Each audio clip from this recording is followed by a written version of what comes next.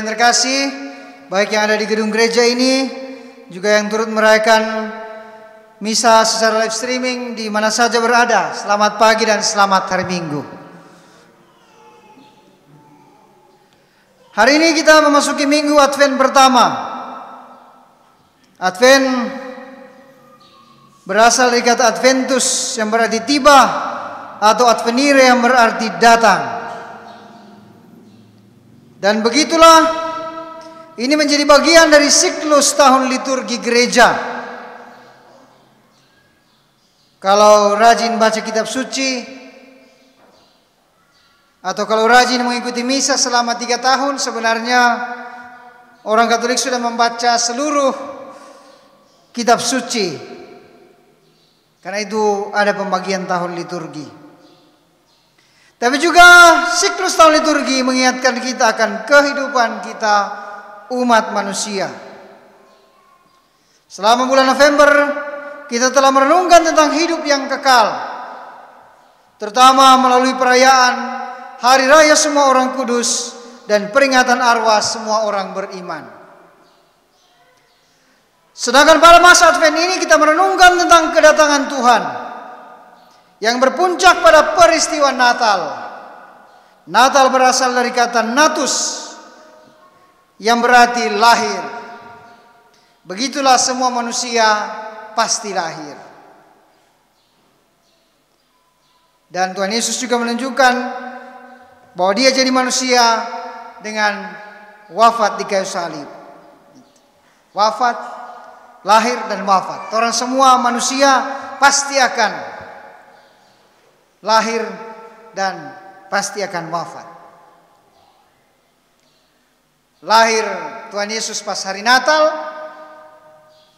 mati pas Jumat Agung. Mungkin karena pasti, tidak di tata aran mungkin, tapi di beberapa tempat kalau 2 perayaan itu banyak orang datang. Karena pasti toh. Begitu. Mari yang datang di sini mau ke muka hari-hari masuk gereja kita lihat. Mungkin tambah banyak kalau nanti 25 di Jumat Agung. Stop. Begitulah, selama masa Advent ini kita merenungkan tentang kelahiran Yesus Kristus yang dikatakan oleh Santo Chrysostomus dengan perkataan anak Allah jadi anak manusia supaya anak manusia jadi anak Allah. Anak Allah Tuhan Yesus jadi anak manusia sama seperti orang, supaya kita punya contoh, teladan, inspirasi bagaimana jadi anak Allah yang sejati. Itulah yang kita renungkan selama masa Advent ini. Karena itu perayaan Advent mengingatkan kita akan 3 dimensi waktu ini. Dimensi waktu masa lalu, di mana kita bersyukur atas kedatangan Tuhan Yesus. Dimensi masa sekarang, di mana secara liturgis kita merenungkan tentang kedatangan Yesus Kristus itu. Tapi juga terutama melalui bacaan Injil, kita diingatkan akan dimensi masa depan, bahwa Dia akan datang lagi dalam kemuliaan, atau yang biasa kita kenal dengan istilah akhir zaman, hari kiamat. Dia akan datang lagi dalam kemuliaan. Dengan catatan Tuhan Yesus bilang, waktunya tidak terduga. Waktunya tidak terduga, tidak tahu kapan. Yang orang cuma perlu bisa buat adalah bersiap-siap, berjaga-jaga, dan berdoa supaya waktu Dia datang kita semua dalam keadaan siap.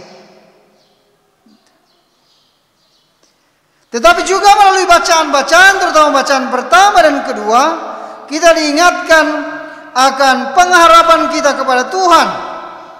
Dia yang akan menguatkan kita supaya kita tetap dalam keadaan itu. Karena itu sekali lagi pesannya, berjaga-jagalah dan berdoalah. Karena itu pemaknaan masa Advent bukan cuma sekedar pesta, makan dan minum.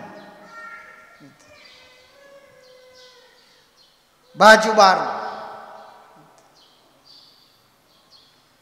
Karena kalau begitu, setiap tahun orangnya meningkat itu iman. Tiap tahun rayakan Natal, imannya tidak bertambah. Yang tertambah penyakit karena terlalu banyak makan. Sunnah itu kolesterol, sunnah itu darah tinggi. Atau waktu pas Natal makan sedap, makan brene bondeng babi utang. Habis Natal tersisa bondeng DP utang. Siklus yang seringkali terjadi. Karena itu yang diajarkan oleh Yohanes Pembaptis. Kita tahu tokoh besar Advent, dia bukan makan brene bondeng babi utang, tapi belalang dan madu hutan. Bukan pergi di mall, pergi di padang gurun. Untuk apa? Untuk berdoa. Karena itu pemaknaan masa Advent bukan sekedar kita makan dan minum semata, tapi terutama bagaimana mengisi juga rohani kita, tubuh jiwa kita dengan kegiatan-kegiatan rohani. Sudah ada beberapa kelompok kategorial wilayah rohani yang mengusahakan ada rekoleksi, ada kegiatan-kegiatan kerohanian, ada doa bersama, yang tentu saja kita berharap itu menjadi sarana yang efektif untuk menjauhkan kita juga dari keduniawian kita yang seringkali menghambat pertumbuhan rohani. Tadi sudah dikatakan oleh Paulus, yaitu keserakahan, kebejatan, ambisi yang berlebihan, kemarahan, kedengkian, fitnah, gosip, aborsi, mabuk-mabukan, ketidaksopanan, dan segala macam kejahatan yang lain. Karena itu mari kita mohon kekuatan dari perayaan Ekaristi ini, supaya Tuhan sendiri yang memberi kekuatan kepada kita, supaya dengan penuh iman, dengan penuh penghayatan, kita juga bersama berseru seperti kata pemazmur tadi, kepadamu ya Tuhan, aku mengangkat jiwaku. Semoga demikian. Amin.